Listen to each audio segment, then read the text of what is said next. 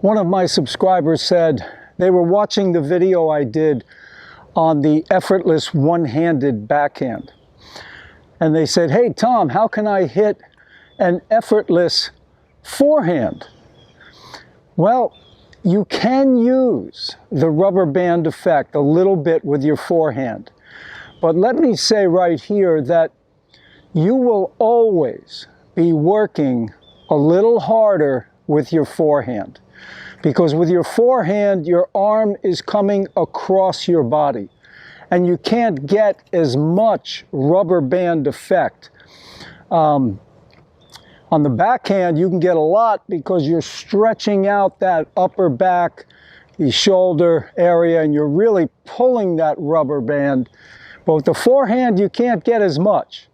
And because the arm is coming across the body, you're always going to be working a little harder. That's why I like the one-handed backhand so much.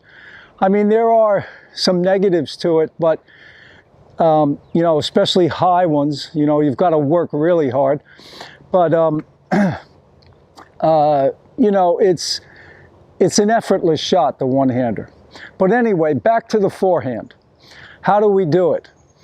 Well, I don't know if you've seen some of the forehands that Nick Kyrgios hits, okay? I've given that forehand a name. I call it the slap forehand, okay? He's real loose with his wrist, okay? And he gets good racket lag, and then he just snaps his wrist and his arm into the shot like a whip. And I mean, he's hitting forehands at like 125 sometimes, you know, so he's really cranking it. So anyway, how do you do it? Well, basically, first of all, you've got to practice this and be very talented to hit this shot consistently. And I don't recommend it on anything that is not up above around, let's say it's got to be about chest high. Chest high to shoulder height is going to be a good time to really use the slap forehand. So what he does is he's real loose in the wrist. He comes back and then he lays the racket back here a little bit. That's racket lag. And then he just snaps his arm into the shot. And you can get that rubber band effect because you're stretching it out right here.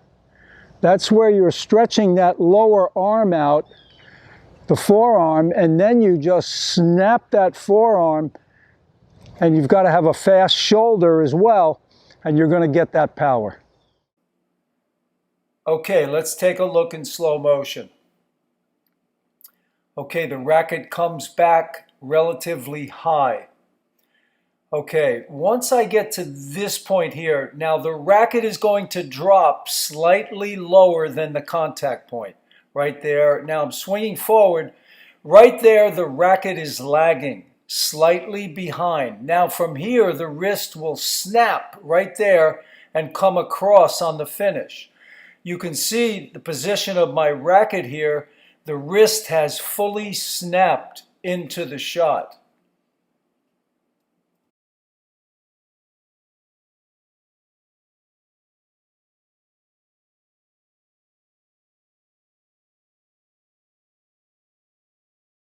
Okay, again in slow motion, look for those key points. Racket comes back relatively high. I got to get that racket up. It's a slightly low to high swing, but almost straight across. Right now, the ball's up around chest high, so I'm going to come straight across. Again, you can see the racket is lagging here. The wrist is out in front. Snap it into the shot and come across on the finish.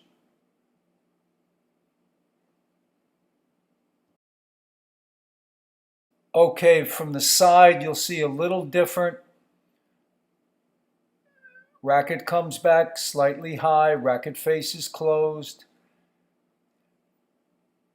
Okay, right there you can really see the shoulder, the elbow, and the wrist are leading. The racket is lagging.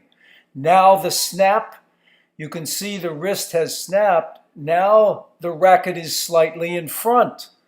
And then I'll fully snap on the finish coming across, and you can see that the wrist and forearm have relaxed.